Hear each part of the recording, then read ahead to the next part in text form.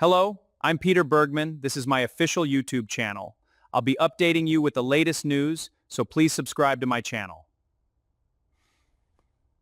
Welcome back to our channel, everyone. Today is an absolutely beautiful day to dive headfirst into the chaotic, never-ending drama of Genoa City.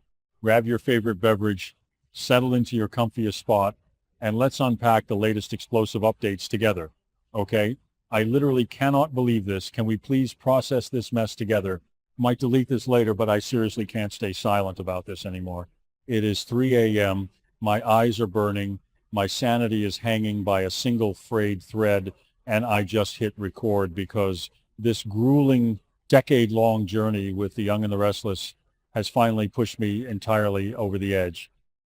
Please tell me I'm not the only one losing my mind over this. Look, I have been sitting here in the dark, staring at my screen, watching the absolute destruction of the Newman family dynamic, and honestly, I am spiraling. We have legends carrying this entire journey on their shoulders, while others are single-handedly testing my sanity, and I'm going to call every single one of them out right now. Basically, the emotional damage is real, and I am dumping my unedited psychic fallout right here because I need the hive mind to witness my existential collapse.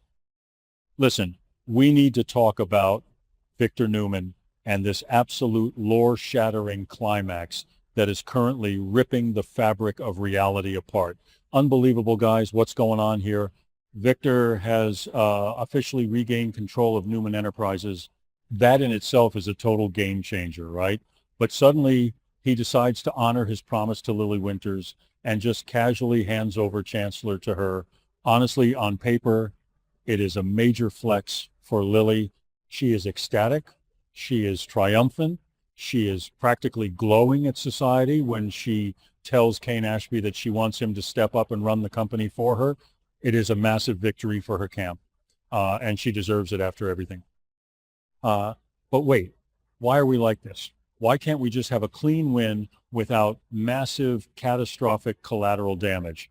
Because the second Victor makes this move, he isn't just shuffling corporate assets. He is actively detonating a psychological nuclear bomb right in the middle of his own living room, and the fallout is landing squarely on Nikki Newman, and by extension, completely breaking Nick.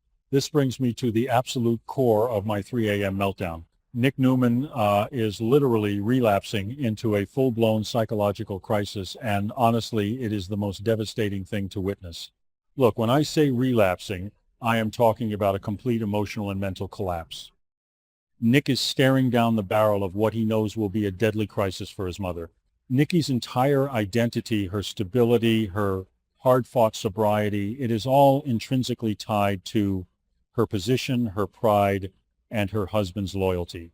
Victor ripping Chancellor away from her to give it to Lily isn't just a business transaction. It is a profound, soul-crushing betrayal. Nick knows this. Suddenly, all of Nick's deeply ingrained trauma regarding his mother's past struggles with addiction and despair is rushing back to the surface.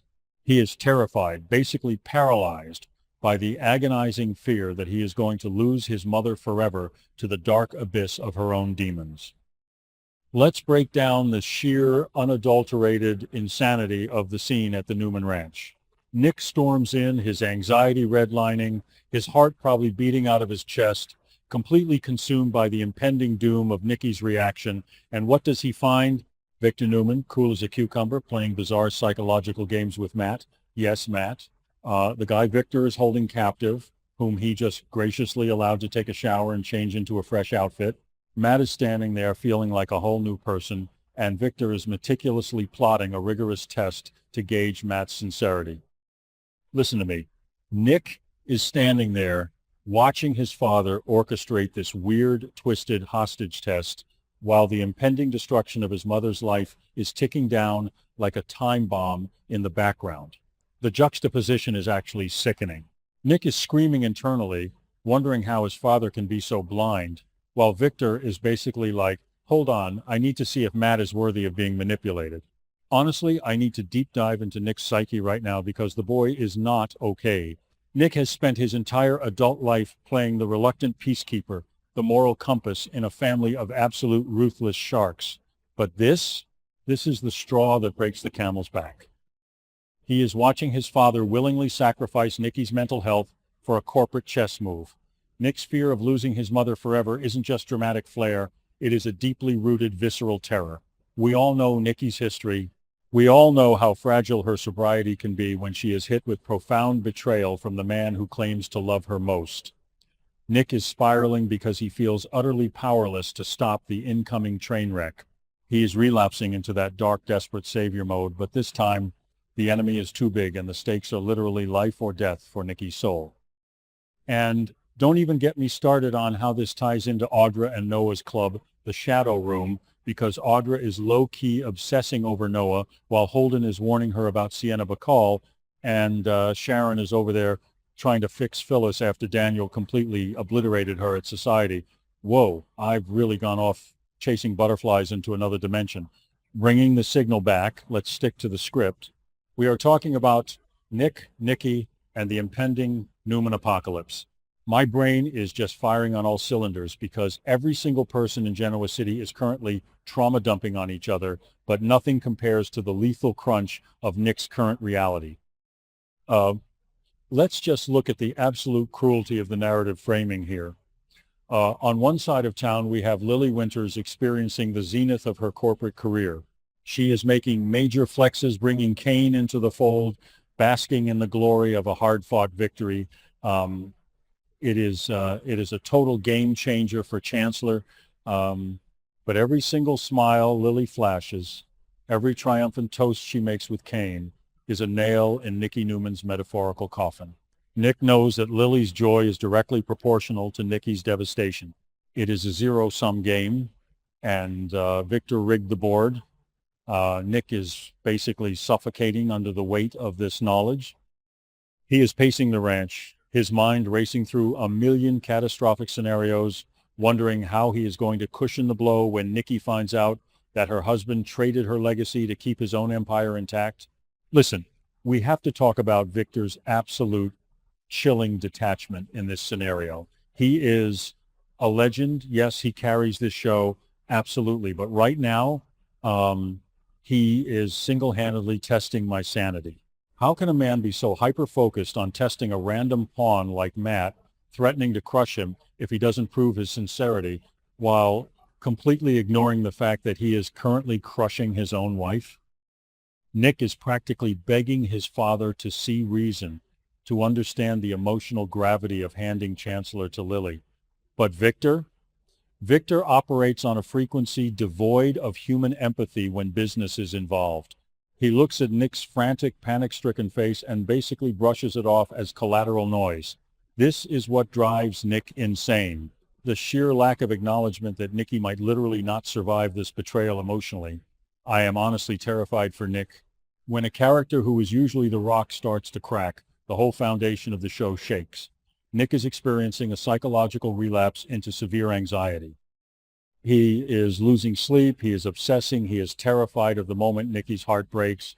He knows the signs, he knows the subtle shifts in Nikki's demeanor when the pain becomes too much to bear. He is terrified she will reach for a drink or worse, just give up entirely. The phrase deadly crisis is not an exaggeration here. For Nikki, losing her purpose and being humiliated by Victor in front of the entire corporate world is a lethal blow to her ego and her will to fight.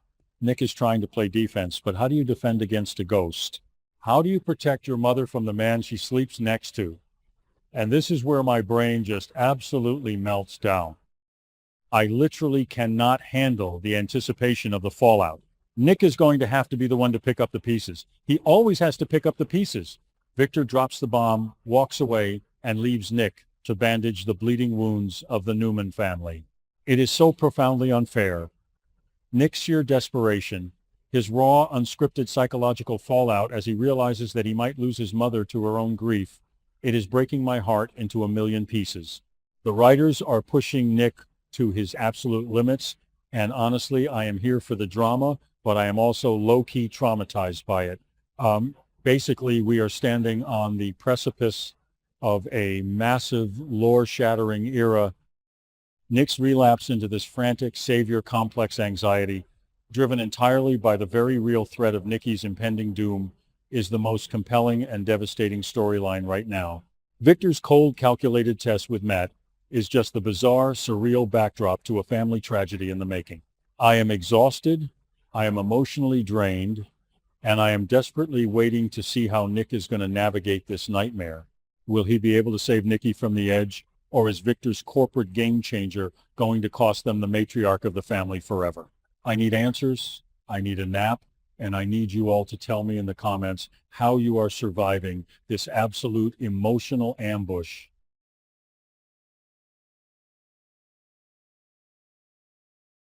Thank you for watching my video. I will be updating regularly with the latest news, so please remember to subscribe to my channel to support me.